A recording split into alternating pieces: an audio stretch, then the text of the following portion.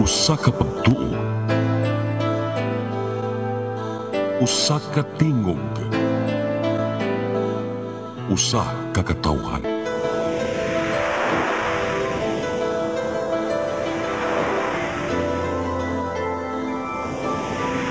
Cebu Catholic Television Network.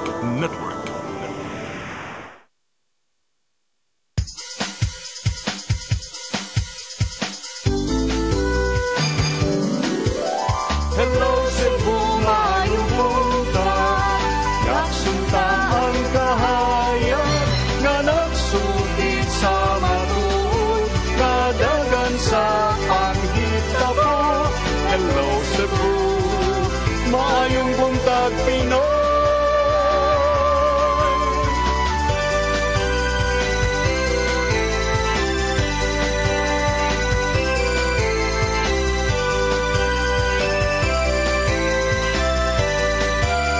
Ang katutulungan sa mga katawhan. Hello Cebu, hello Cebu, maayong buntag Pinoy, maayong buntag Pinoy, maayong buntag Pinoy. Hello Cebu, maayong buntag Pinoy. Adlaw karon nga Huwebes, pitsa 16 sa buwan sa Mayo 2024. Sangan sa akong partner nga si Manny de los Santos Rabacala, kanyang alagad sa kanginan Malu Inocando Tabar. Ubanik ko ninyo sa itong programang Hello Cebu, maayong buntag Pinoy. Sama sa naandan, atong ipadangat og una ang atuang weather update. Kikis pag-asa maktan, Sir Jomar Clarino, good morning. Yes, good morning sa tanan ug sa ato ng tigpaminaw kini atong latest weather update karong adlaw. Ang atong weather condition sa Visayas, lakip na ang probinsya sa Cebu, makasinati generally fair weather, kining init ug igang na panahon. Hining ito na sa kasarangan ng hangin masinati sa Visayas, mga kadagatan malinaw nito na sa kasarangan ng pagbalod. Temperatura sa Cebu 28 to 33 degrees Celsius. Natay forecast maximum heat index na moabot sa 40 degrees Celsius ug under kini sa extreme caution na category. Adlaw mo salop alas 5:59 sa hapon, dagat mo taob alas 3:52 sa hapon. Philippine Standard Time alas 8:08 sa buntag. Gikan diri sa Mactan, Pag-asa Visayas. DOSP Jomar Clarino. Daghang salamat Sir Jomar Clarino ug mayong buntag niyong tanan dinas Pag-asa Mactan. Karon arita sa ato ang front pages sa mga pamantalaang lokal ug nasyonal atong sugdan sa Sunstar Daily. Sa Sunstar Daily, Gov offers cash aid for Cebu City's Palaro hosting. Sa Super Balita sa Sunstar, 2 patay, 5 angol sa aksidente. Sa The Freeman, Central Visayas schools hiking fees, tuition, and other dues for 2024 and 2025. Sa Banat News, sa The Freeman, siyam nangilad sikop sa NBI, mga illegal recruiter. Sa Philippine Daily Inquirer, COMELEC gets stricter, no more placeholder ploys. Sa Philippine Star, West Philippine Sea civilian convoy reaches Panatag today. Sa Manila Bulletin, crackdown on PUVs begins. LTFRB running after operators and drivers of unconsolidated vehicles. Ug sa Tempo, fiery crash, 5 dead and 3 vehicle collision. Mao katong front pages sa mga pamantalaang lokal ug nasyonal. Sa among pagbalik ka mo ipadangat kaninyo mga balita nga nahipo sa itong kaubanan sa CCTN News and Public Affairs team. Please stand by. Hello Cebu, hello Cebu, maayong buntag Pinoy, maayong buntag Pinoy, maayong buntag Pinoy. Ako si Mr. Rudy Romares, electrical subcontractor ng maong building. Ani adto nga wala pa ko mogamit og koy sakit akong tuhod, iglakaw na ko, akong mga lutaha, no. Labi na gikan ta sa overtime. Di sa ko ganahan mo kaon, nindot na ang resulta kay karon mo agi ta sa rampa diha, no. Maglakaw ra jud ko. Mga batan-on nga mauwahin ako og lakaw kay kusog na ko mulakaw tungod sa paggamit nako sa koy. So ay mo gamit sa koy kay nindot kay resulta. Daghang kay salamat sa koy herbal capsule. Barato na, epektibo pa. Koy Herbal Capsule. Discover the beauty of the Philippines.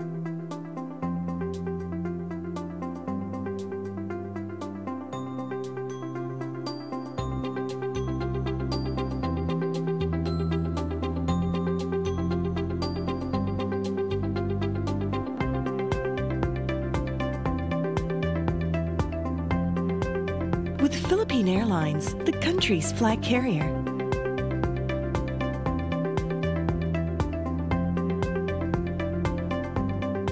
The airline that lets you feel the warmth of the nation.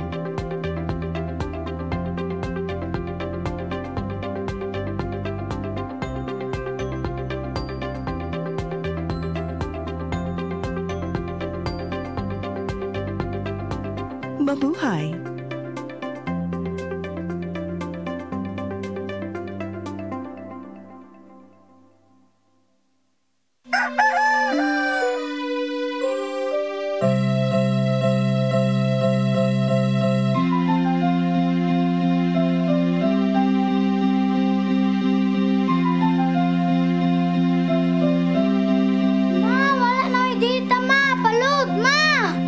Sorry ma'am, na-late ko. Nangita pa mong para internet sa kong anak, ma'am. Ay, wala na yung problema. Pag-Sinisibu! Sinisibu, Sinisibu. For your internet connection. And for the signal of your cable TV. So fast and straight the transmission to your phone. Sinisibu! Sinisibu, Sinisibu. Offers you to have fiber optics. For your viewing experience, perfect and clear, so fast. So great and affordable for you to enjoy. Sinisibu. Sinisibu Television Network Incorporated offers fiber to the home broadband internet bundled with fiber to the home cable TV connection. Sinisibu Television Network Incorporated with its operation in Metro Cebu and the whole province of Cebu soon. And affordable for you to enjoy. Sinisibu! Hello Cebu, hello Cebu, maayong buntag Pinoy, maayong buntag Pinoy, maayong buntag Pinoy. Balik sa Hello Cebu, maayong buntag Pinoy, karon sa atong mga balita. Nagunas ng mga balita karong buntaga, Department of Energy sa Kabisayan nakig-alayon sa mga power utility o grid companies aron masiguro ang maayong supply sa kuryente niining panahuna. Kini bisan pa man og gipaubos na usab sa Yellow Grid Alert ang Kabisayan. Ang kasayuran ihatod ni Gian Navarro. Karong adlaw gipatuman sa National Grid Corporation of the Philippines NGCP ang Yellow Grid Alert sa Kabisayan. Sa datos karong adlaw ana sa 2,646 megawatts ang peak demand. Nin gamay na lang ang nabilin gikan sa 2,968 megawatts nga available capacity. Gipatuman kini gikan alas 2 hangtod alas 4 sa hapon, ingon man alas 6 hangtod alas 8 sa gabi. Karong tuiga 15 na kahigayon na pagpatuman sa Yellow Grid Alert sa Visayas. Samtang kalima lang gipaubos sa Red Grid Alert ang Kabisayan. Gisiguro gyapon sa Department of Energy Visayas Field Office nga paigo pa ang supply sa kuryente sa rehiyon. Kinibisan pa man og nisaka na ang demand nga gipangayo sa mga konsumidor. Gibutyag si Division Chief nilang si Engineer Jose Ray Maleza nga nagigalayan sila sa power utility companies ug uban pa aron dili mo sangpot sa energy crisis ang rehiyon. Inabantayan yun nga kung magdungan ang tulo ka grids nga mag-alert. Minito say nga kita sa Visayas natay yellow or red alert, nya ang Luzon na pud alert, ang Mindanao. So that's the way that time nga mura makaingon gyud ta nga padulong kita sa crisis. Wala hinuon na sinati ang load shedding gikan sa mga distribution utilities sa rehiyon.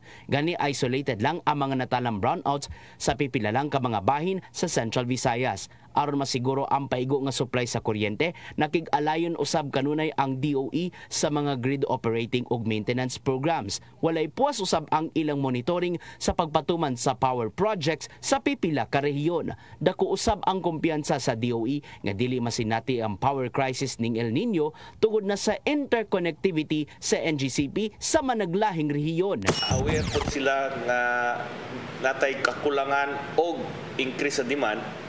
Tapos na natawag assist aron ra nga mag-implement sa niya natawag energy conservation and efficiency sa labi na gid sa mga offices, commercial establishment o sa household level. Awag karon sa DOE sa mga konsumidor nga magpabiling wais sa paggamit og pagdaginot sa kuryente bisan pa man sa grabing demand karon.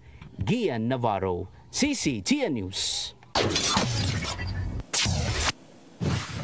Sa laing-bahin, Acting Mayor Raymond Alvin Garcia supak sa tinguha ni suspended Mayor Michael Rama pagpasaka sa bayranan sa real property tax sa dakbayan sa Sugbo. Matud niya nga dili kini solusyon sa problema sa panudlanan sa syudad, kundi mao ang pagpalambo sa koleksyon sa buhis. Ang kasayuran ihatod ni Shariza Mayoy. Supak si Cebu City Acting Mayor Raymond Alvin Garcia sa tinguha ni suspended City Mayor Michael Rama sa pag-aumento sa bayranan sa real property tax sa syudad. Masabot ni Garcia nga dili solusyon ang bayranan na pagsaka sa RPT tungod kay mamahimo kini masulbad pinaagi sa paghingusog gyud sa pagpangulekta sa buhis. Tumugin na ako i-meeting nila na kinahanglan nato lang i-improve atong tax collection rather than atong di ba? Gani hangtod karon na padayon ba nga nag-ung-ung sa konseho sa syudad ang tinguha nga pag-revise sa real property tax. Kasamtangan nga gitun-an pa ang valuation sa yuta o mga properties sa syudad.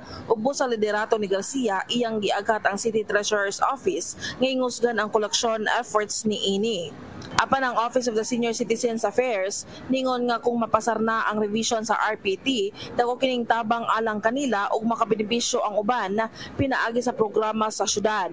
Nasayran nga ang katapusang revision sa RPT sa dakbayan na gimo kapin na 20 na katuig ang milabay. Shariza Mayoy, CCTN News.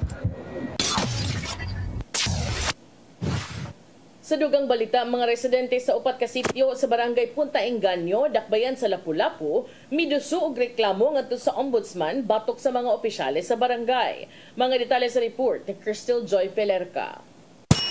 Miduso ni adtong adlong Lunes og reklamo ang pipila ka mga residente sa barangay Punta Engaño ngadto sa Ombudsman Visayas batok sa barangay kapitan ug ang pito niini ka mga konsehal.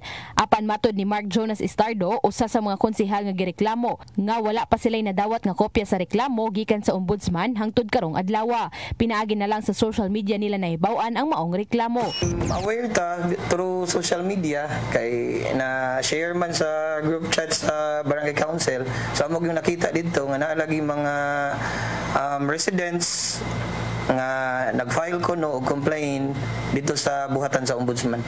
Dugang niya nga ang mga reklamante nagikan sa Sitio Lupa, Kulo, Proper Johnson ug Mangal. Kini tungod kay ang gidusong reklamo kanila adunay kalambigitan sa operasyon sa shipbreaking sa MV Diamond Highway ug maoy ugat sa maong gidusong reklamo. Gani sa wala pa nahitabo ang pagduso sa reklamo ngadto sa ombudsman, daan ang naay nadawat ang barangay nga tulo ka mga nagkadaiyang reklamo sa susamang mga reklamante gihapon. Apan matud niya ila na kining gitubag og giagi sa legal nga pamaagi.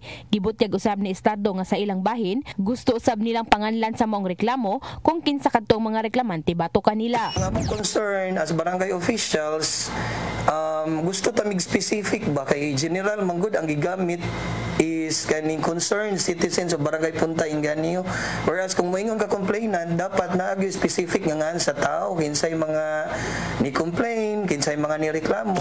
Gawas ni Istardo, ang gireklamo mao sila si Barangay Kapitan Crisanto Istardo ug ang mga konsehal nga sila si Mario Bacali, Elizabeth Martin, Carlito Pagobo, Vicente Dungog, Rebecca Adamos ug Ranulfo Abejo Jr. Gibutyag usab ni Konsehal Istardo nga tulo ka kalapasan isip mga opisyales ang reklamong giduso bato kanila. Ang una nato nadawat ang ilang reklamo is Republic Act 3019 nga involved kunog anti-graft and corrupt practices. Ikaduha nilang complaint is ang Republic Act 6713, ang Code of Conduct and Ethical Standards for Public Officials. Unya ang last nilang complaint katong Republic Act 6770 nga Ombudsman Act of 1989. Matud niya nga naghuwat sila sa kopya sa reklamo ug andam silang mutubag niini sa sakto nga pamaagi. Samtang subay niini nga balita sigun pa ni Istardo nga hangtod karon wala pa libkasa ang cease and desist order gikan sa buhatan sa mayor maong padayon pang natanggong ang pagguba sa maong barko. Gibutyag ni Dr. Agnes Cecil Realiza, ang pangulo sa City Health Office, nga nakompleto na ang ilang gipangayong rekisitos gikan sa maong barko ug karong Biyernes magpahigayon sila og ocular inspection. Pero mubalik din sa lugar kanang una mo kinama po ni recommendation sa lugar kung ila na pa pong nasunod. Crystal Joy Felerca, CCTN News. Traffic violators nga wala manumbaling pagbayad sa ilang mga citation tickets gipasakag kasong kriminal sa Traffic Enforcement Agency of Mandaue, Kuntim. Ang kasayuran ihatod ni Mary Rose Sagarino. Ang kasong kriminal batok sa maong mga individual gipasaka sa Legal and Investigative Division sa Traffic Enforcement Agency of Mandaue, Kuntim tungod nagbagahi sa pagsettle sa ilang mga traffic violations. Ang maong mga kaso gisangat na didto sa Mandaue City Prosecutor's Office. Gihingusgan karon sa team ang pag-file sa kaso tungod giingong daghan nga mga badlungon nga drivers ang dili manumbaling sa ilang citation tickets. Nay mga pending violations nga wa pa nila gibayaran sa team office. So di pa ni siya kaso sir, pero inyo nag-report sa fiscal? Oo, gi-report sa fiscal. Ang fiscal may magpada og summon aning mga drivers to appear sa among office to clear sa ilang mga violations. Giingon nga sa usa ka adlaw anaa sa 200 ka mga individual ang maisyuhan og citation tickets apan anaa lang sa 20% niini ang mobayad sa ilang traffic violations. Gipasabot nga ang pagpasaka og kaso gipatuman dili ingon sa pag-apas sa kwarta nga makolekta kundi pagdisiplina sa mga motorista sa pagtuman sa lagda sa trapiko sa Mandaue. Kami manggod kuan mi kanang amo jung gipahimutang and ang amuang duna tay mga enabling laws to that effect. Nga gusto namong ipatuman para hanay ang ato ang kadalanan sa Mandaue kay ang Mandaue manggod is kung moingon ka kanang traffic volume gina ang kay agianan man ang Mandaue no. So ang atuan lang ana is to set up kanang laws nga mapahimutang ang pag-agi and walay kanang kuan ba mga kasamo o mga aksidente. Ang mga traffic violators mahimong maisyuhan og bench warrant sa korte kung dili motunga sa sumun sa fiskal. Sa mga ganahan mo settle sa ilang traffic violation, mahimong mobayad sa team office sa luyo sa Mandaue City Sports Complex sa Barangay Sentro. Mary Rose Sagarino, CCTN News. Sa atong katapusang balita, kapulisan sa Central Visayas mo pakatap og kapin usa ka libo ka mga pulis nga mao'y mohatag sa seguridad atol sa dakong kalihukan nga mao ang palarong pambansa sa Hulyo 2024. Mga tourist destinations hugot usab nga bantayan. Ang kasayuran ihatod ni Arnold Bustamante.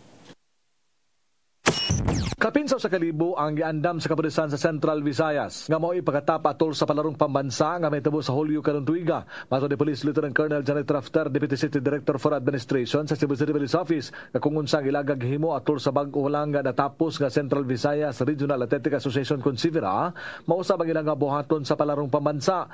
Nahimo nga ang puso ng kapulisan sa pagpatuman sa seguridad sa mga kalihukan din walay bisan usa nga natalang krimen nga mausab ang ilang sundon nga pamaagi sa paghatag sa sa palaro. That will be the benchmark of our kuan.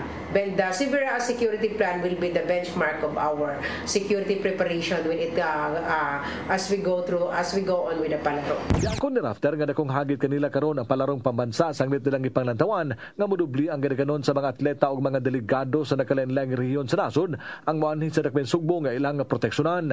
Atol sa Severa nakarehistro sila og kapin sa 12,000 ka mga atleta gikan sa mga probinsya sa Rehiyon 7 nga gipahimutang sa 20 ka mga billeting area apan gipalantawan nga modubli kini ug moabot sa 25,000 ka mga delegado ug mga players. Wala pay labot nini ang mga tawo nga gusto nga mosaksi sa mga duwa sa matag sports event.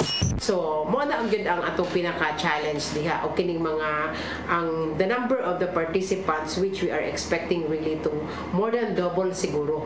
Sumili ni ang Police Regional Office 7 mo isa silang alert status usa ka adlaw sa di pa ang pagsugod sa palarong pambansa.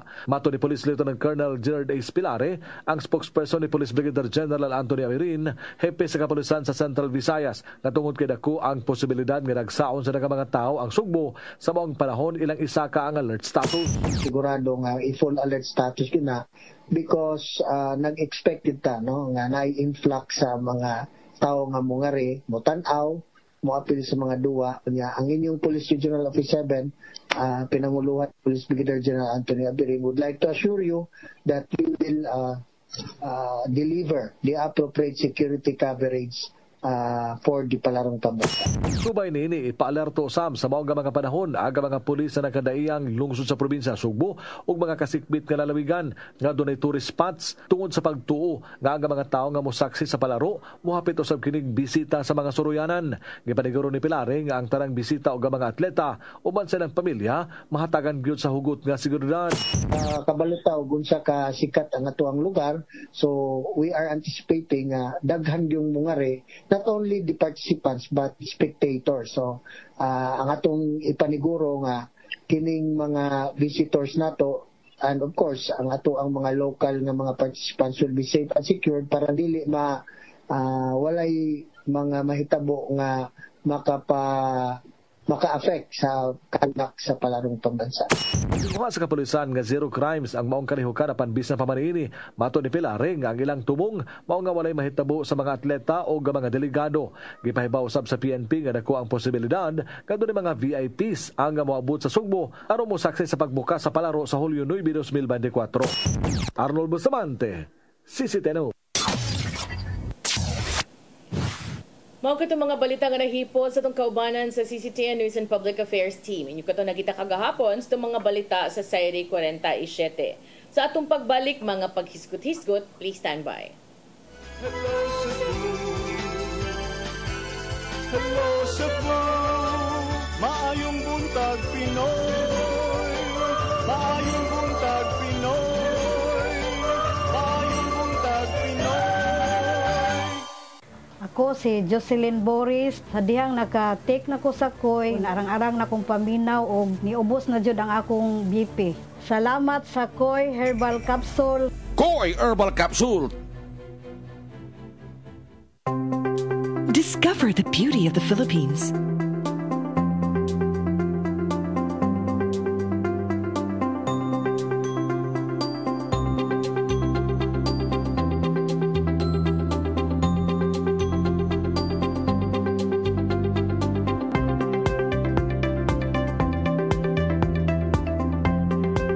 With Philippine Airlines, the country's flag carrier.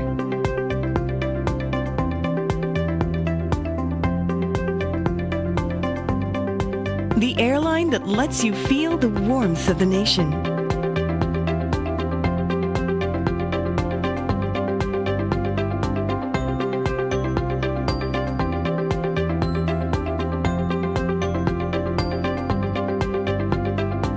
Mabuhay!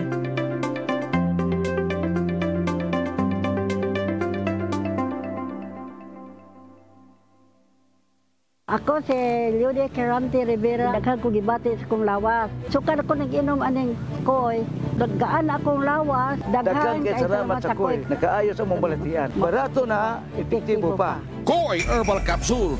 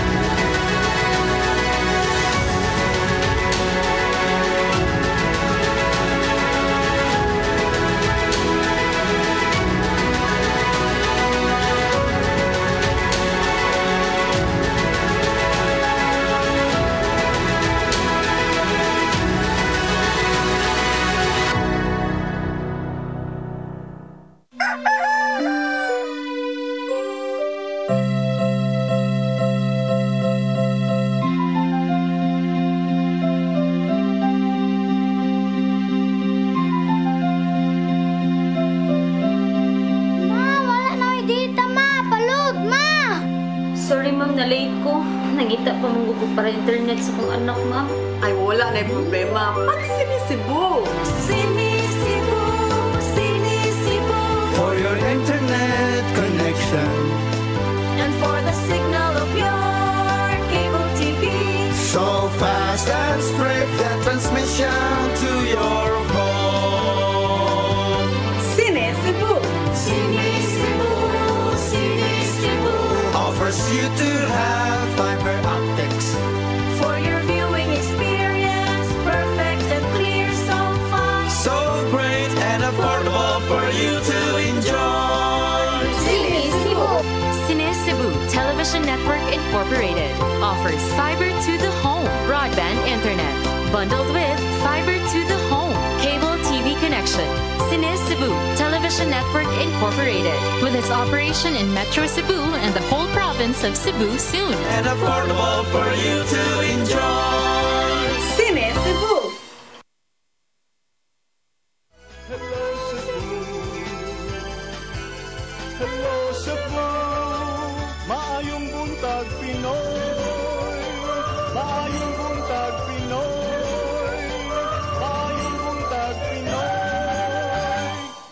Balik sa Hello Cebu, maayong buntag Pinoy. Ug karon sa atong mga paghisgot-hisgot ato sa ning unahon kining awhag sa Weather Bureau o sa Pag-asa nga nag-awhag karon sa mga lokal nga pangagamhanan o local government units sa Sugbo ug sa Kabisayan nga mangandam na daan karon pa lang bahalag init king panahon, mangandam na daan matud pa sa La Nina phenomenon nga gipaabot nga magdasab og grabing pag-uwan sugod sa tunga-tungang bahin ni ining tuiga.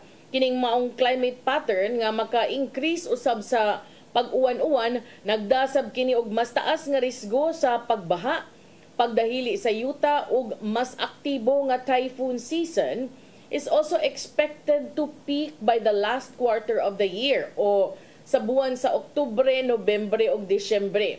Kini mo'y gibutyag ni Engineer Al Kiblat Jr. nga mao'y hepe sa Philippine Atmospheric Geophysical and Astronomical Services Administration kun Pag-asa.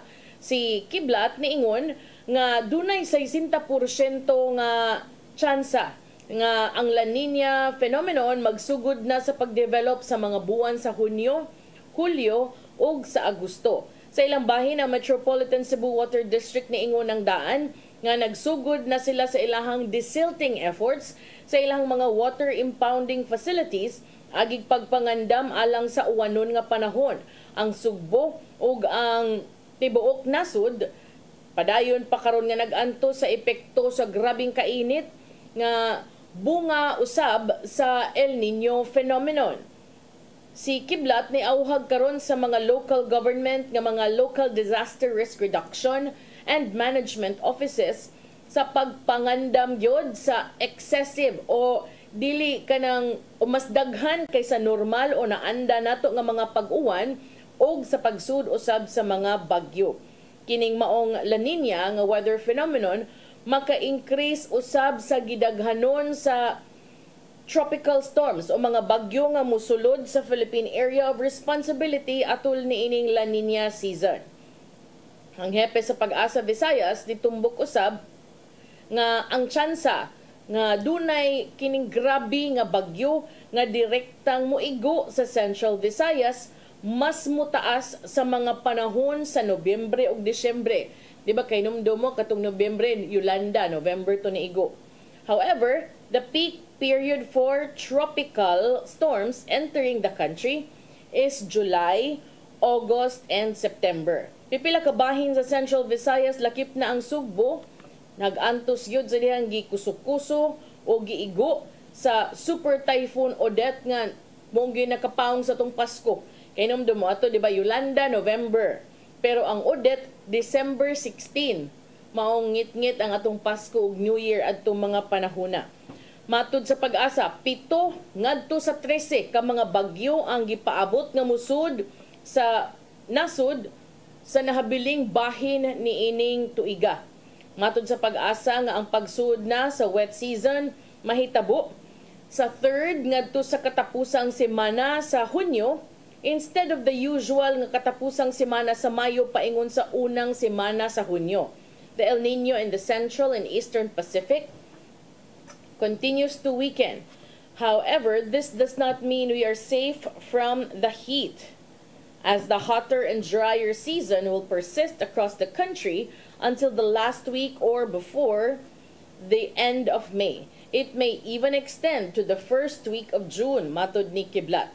Si Kiblat ni ingon nga mga LGU kinahanglan manghawa ng daan sa atong mga waterways, mga sapa o sa mga drainage system mismo aron makaandam og maka-accommodate sa mas taas nga bulog sa tubig nga dausab sa mas grabe nga pag-uwan.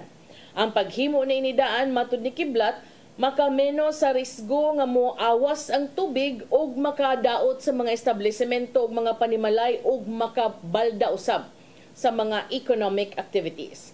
Samtang sa agrikultura nga bahin, si Kiblat miauhag sa mga LGU nga andamon ang mga mag-uuma sa hulga sa grabing pag-uwan nga posible na usab nga makababag sa ilahang crop production, sa ilahang mga pagpananom.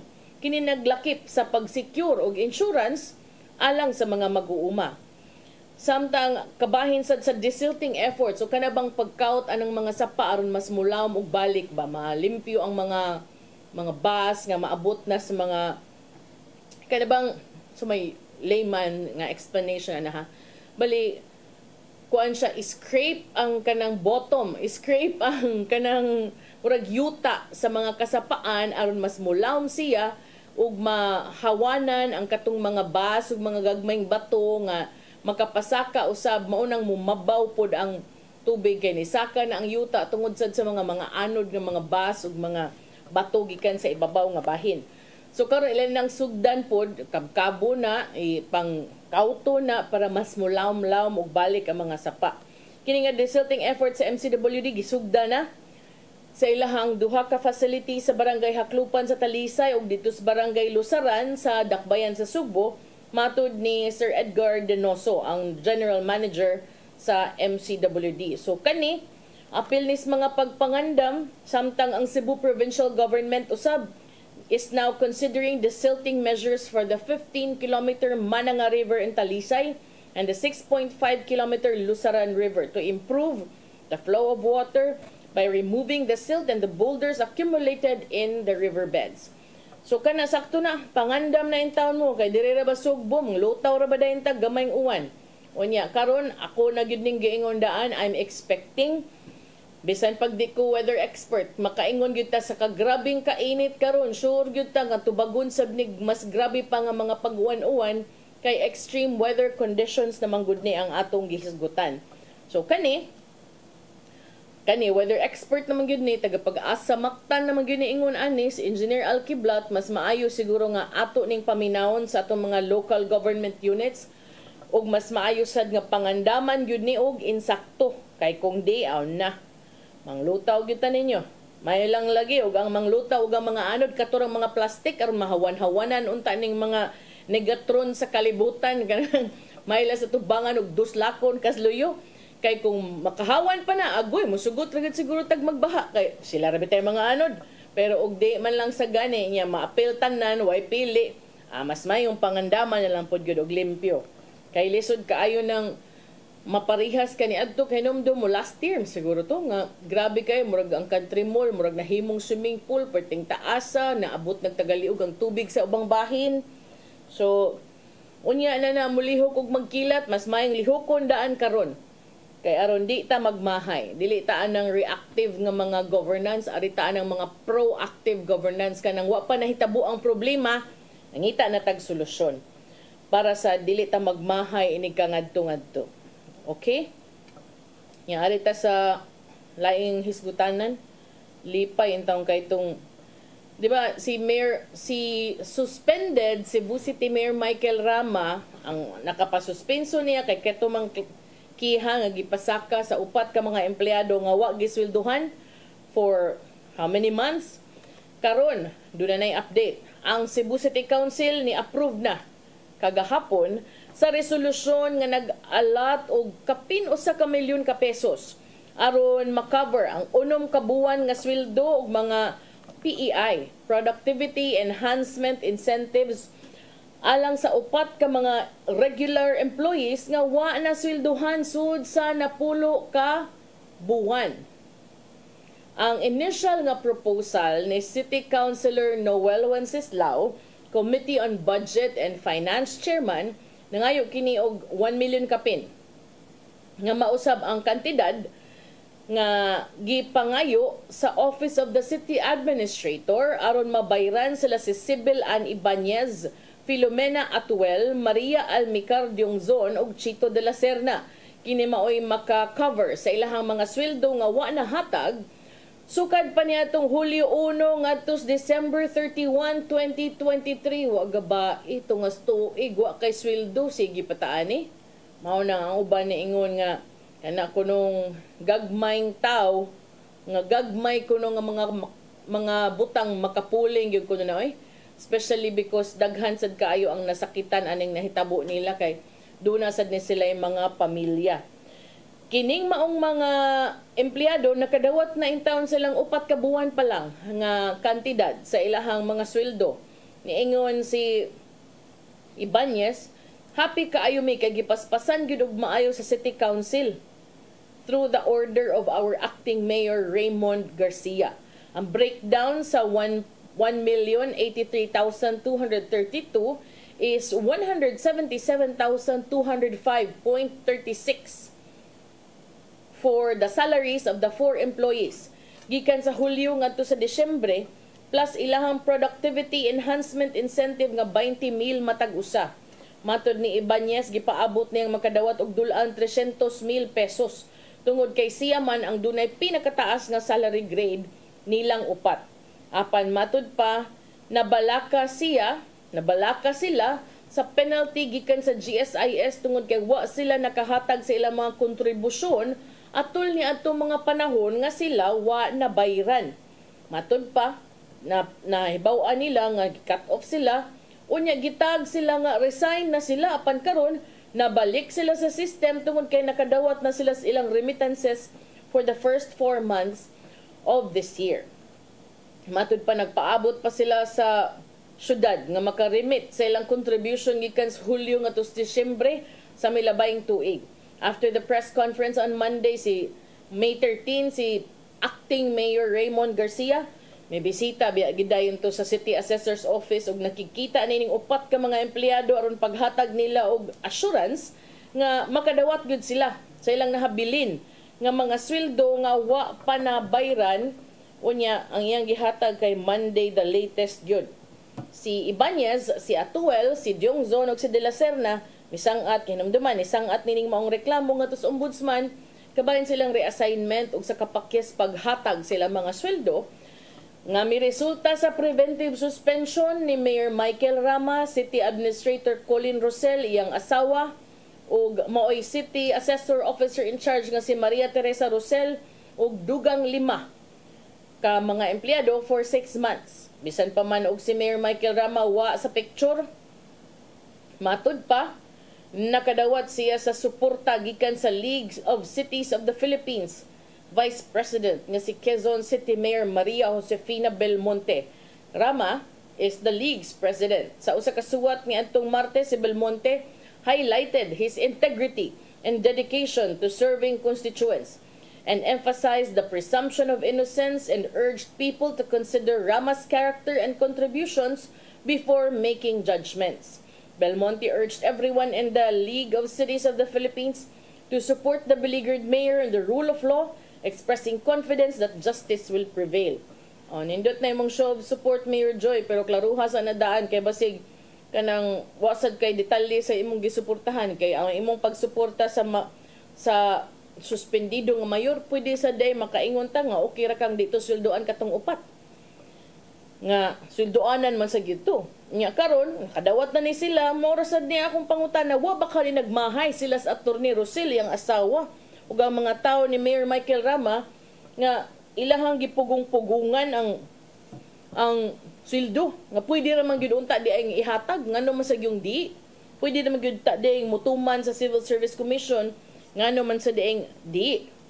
So kana mahimo ni siyang mahimo ni siyang kanang point of reflection aron kakuhaan og mga pagtulunan kung sakto ba ang ingon niini nga gihimo o mahimo ba unta, what could we have done? Ana ba unta nang looking back, what could we have done to avoid unta this one? Kay pwede ra man gyud unta para nako, pwede ra gyud unta, di ra gyud unta mo masuspenso, wa pud sad na ninyo gibuhat ngadtos mga empleyado, no?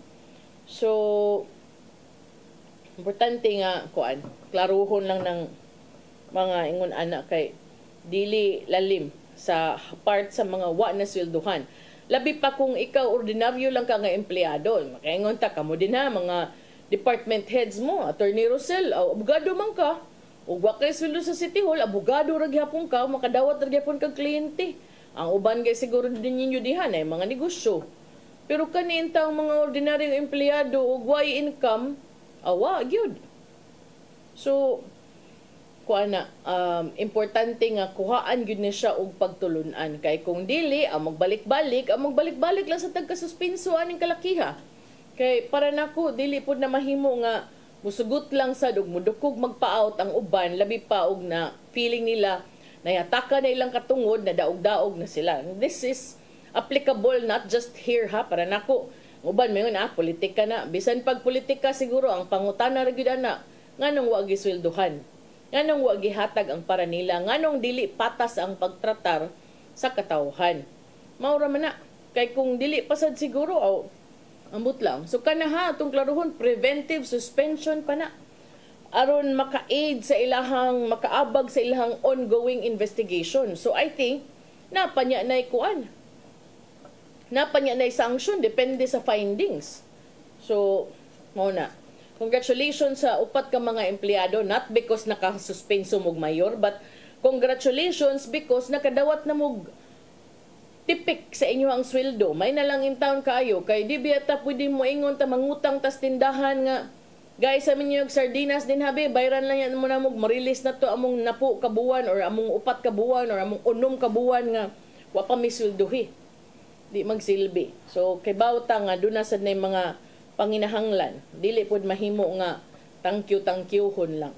Pero para sad nako bugti sad, sukli isad na ninyog tinarong nga trabaho. Kay makaingon biyata dili biyata na nasa City Hall bisag sa mga barangay or naa sa gobyerno ato na lang kuridason. Dili biyata na nagtinarong do na bay uban nga iat lang sang agi. Ang uban sad ang trabaho ra gyud kana ra gyung panguan. Tigtila ra gyud sa kanang amo. Tigdaig, tigsawais kontra. So ayaw na lang na apila kana na lang atong basihan kanang tinuod og diniyos nga trabaho, kana na lang atong basihan. Kay kung napalay kumpanya siguro nga ang mga qualification sa mga empleyado sip-sip, atik-atik, na murag mo siguro mapuno kung mo qualifications. Kana lang tarungon lang kay remember government employees mo. And regardless para nako day na mo matter yung mga political affiliations o basta trabaho lang. Maura gid na ang importante. Arita sa dugang paghisgot-hisgot, ang LTFRB gipaabot nga magsugod na sa ilahang mga pagpanakop karon sa mga jeepney nga pakyas sa pag-meet sa consolidation requirements. Ang chairman sa LTFRB nga si Chofilo Guades III niingon nga ang 15 ka adlaw nga grace period sukad ni antong Abril 30 nga deadline humana. Mao nga naghimo kini sa kapin 10,000 ka mga jeepney units nationwide nga mga kolorom vehicles. King mao gidaghanon naglakip sa 1,900 ka unconsolidated units sa Metro Manila alone, which will be considered as illegally operating tungod kay nalapas na ang ilahang mga franchise sa deadline na gihatag sa gobyerno. Matud ni LTFRB Chairman Guades, mahimo na silang parahon o mahimo nang dakpon ang mga driver o ang mga sakyanan tungod kay ang grace period nga ilang gihatag nilapas na. So that kadtong mga na consolidate, dili na mahimong mobiyahe. Midugang si Guades nga ang LTFRB naka-issue na og show cause orders alang ni adtong mga gyud nagpa-consolidate nga mga operators ug mga drivers bisan pa man sa higayon nga daghang extension nga gihatag sa gobyerno. Ug matud ni LTFRB Chairman Guadis, mahimo na nga manakop ang ilahang ahensya. Ang mga driver mag-atubang og usa ka tuig nga pagkasuspenso sa ilang lisensya, lakip na ang fine nga 50,000 pesos, multa nga 50,000 pesos, isip penalty ug 30 ka adlaw nga pag-impound sa ilang sakyanan kung madakpan sa anti-colorum operations. Matud sa LTFRB nga ilahang i-require ang mga consolidated units nga kinahanglan ang ilang mga dokumento ipaskin sa ilang mga windshield alang sa proper identification of vehicles. Tulungan to sa upat ka critical areas sa Metro Manila ang Y consolidated nga unit sa ilang mga rota matud ni Guadis. Kini i-address by getting units gikan sa ubang mga rota aron makasilbi sa mga apektadong dapit. Matud ni Guadis nga ang ilang gibuhat was to issue a special order sa mga rota aron mapuno kadtong mga wala nakakonsolidate sa ilahang mga jeepney ug matud pa ilahan na kining naatiman. Ang transport group nga Manibela ug Piston nangayo pa sa Supreme Court nga isuspenso ang PUVMP o Public Utility Vehicle Modernization Program sa gobyerno. Gusto sa maong mga grupo nga mo-issue og temporary restraining order ang Supreme Court aron matugutan katong mga unconsolidated operators nga mopadayon sa pagbiyahe sa ilang mga rota. Matud ni Guadis ilang tahuro ng desisyon kung ang korte muluwat og temporary restraining order. Niingon si Guadis nga ilang tugutan ang pagbalik sa 1,900 unconsolidated jeepney units ngadto sa kadalanan. Dito sa kauluhan, nagsugod na og deputize ang LTFRB sa mga traffic enforcer sa pipila ka mga areas aron motabang sa pagpatuman sa balaod. Naman sila MMDA dito. Pero di ko mahibong kung mausod na ilang buhaton dinhing dapita. Kay importante kaayo nga mapatuman ang balaod. Kay pila naman sad ka extension gihatag ninyo. Ay, dili mo way paigo. Unya, daghan na kay consideration. So, makaingon kita nga di na sad gyud siguro na sa LTFRB. Kung manakop na sila karon kay tagaan pa mong deadline, na-extend pa ang deadline, na-extend pa gyud ang deadline, gi-extend pa gyud og usab ang deadline. Unya pag human na deadliest deadline, gitagaan pa gyud mong 15 days grace period, pero unfortunately that ends also today. That ended yesterday, which means nga they can already start apprehending mga colorum nga mga jeepney kay waman mo nagpa-consolidate, magsugod nagdako karong adlaw. I think not so much for Cebu, no, for Central Visayas kay taas-taas man to ang consolidation rates. This is more like in Manila, but I wouldn't be surprised kung manghimo sad sila mga ingon anang mga operations dinhi sa Central Visayas. Unya wa naman tay oras atong ipadangat ang giandam ni Tatay Dodong ani ang pulong ug kinabuhi.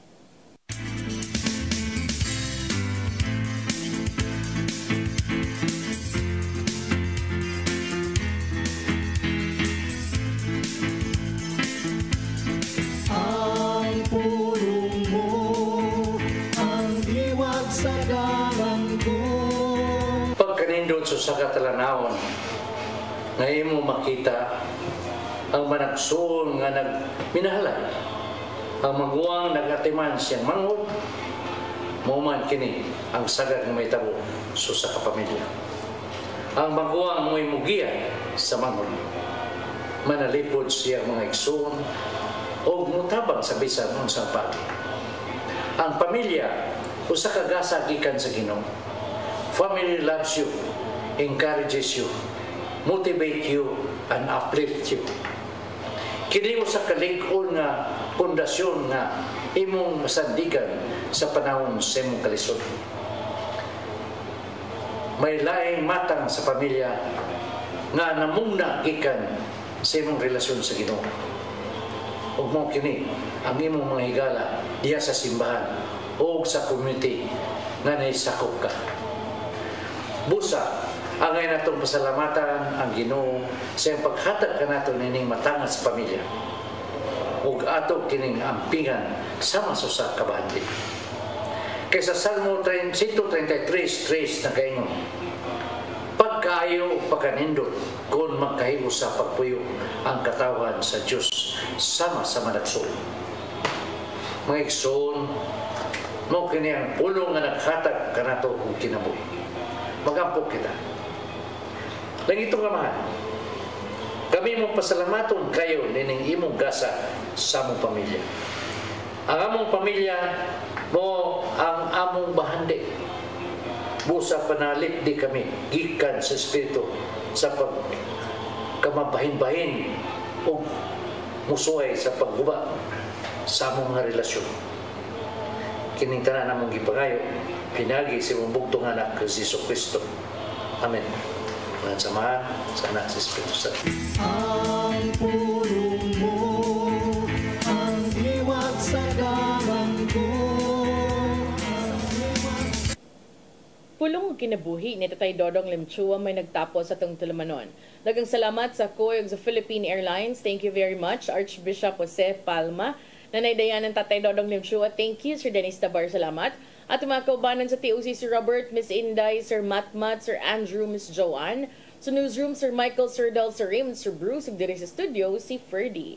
Sa nga sa kong partner nga si Manny de los Santos Rabacal, ako yung lagad sa kahanginan, Malu Inocando Tabar. Dagang salamat sa inyong papakig-uban sa Hello Cebu, Mayong Buntag Pinoy. God bless us all.